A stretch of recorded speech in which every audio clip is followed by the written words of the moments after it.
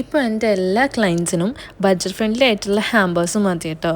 അപ്പോൾ ആദ്യത്തേത് വന്നിട്ട് ഒരു ഷർട്ട് ഹാമ്പറാണ്. ഷർട്ടും മിനി ഫ്രെയിമും പിന്നെ സിമ്പിൾ കാർഡും ആണ് കേട്ടോ. അപ്പോൾ അതിങ്ങനെ ക്യൂട്ടായിട്ട് ഒരു ചെറിയ ബാഗിൽ പാക്ക് ചെയ്തെടുത്തിട്ടുണ്ട്. ഇത് നമുക്ക് കൊറിയറാണ് ചെയ്യാനുള്ളത്, അതുകൊണ്ട് തന്നെ നല്ല രീതിയിൽ റാപ്പ് ചെയ്തെടുത്തിട്ടുണ്ട് കേട്ടോ.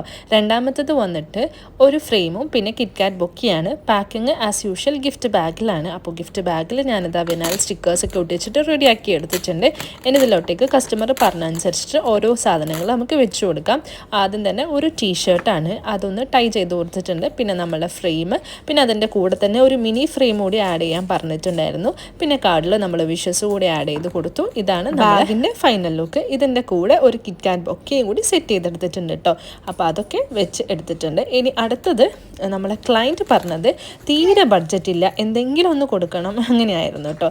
അപ്പോൾ നമ്മൾ ആരെയും നിരാശപ്പെടുത്തുന്നില്ല. അപ്പം ഞാൻ പറഞ്ഞു വളരെ ചെറിയ ബഡ്ജറ്റിൽ നമുക്ക് ചെയ്യാൻ പറ്റുന്ന ഒരു കാര്യമാണ് ഒരു കുട്ടി ഫ്ലാബോക്കിയും പിന്നെ ഡയറി മിൽക്കും പിന്നെ കാർഡിൽ വിഷസും കൂടി ആഡ് ചെയ്ത്. കാർഡ് പിന്നെ നമ്മളെപ്പോഴും ഫ്രീ ബി ആയിട്ട് കൊടുക്കുന്നതാണ്, അതിന് ഞാൻ ചാർജസ് ഒന്നും ആഡ് ചെയ്യാറില്ല. അപ്പോൾ ഇങ്ങനെ നോർമൽ പേപ്പർ ബാഗിൽ പാക്ക് ചെയ്തെടുത്തിട്ടുണ്ട്. അപ്പോൾ ഒരു ബഡ്ജറ്റും ഇല്ലയെന്ന് പറഞ്ഞവർക്ക് കുറച്ച് ക്യൂട്ടായിട്ട് ഐറ്റംസ് എത്തിച്ചു കൊടുത്തിട്ടുണ്ട് കേട്ടോ.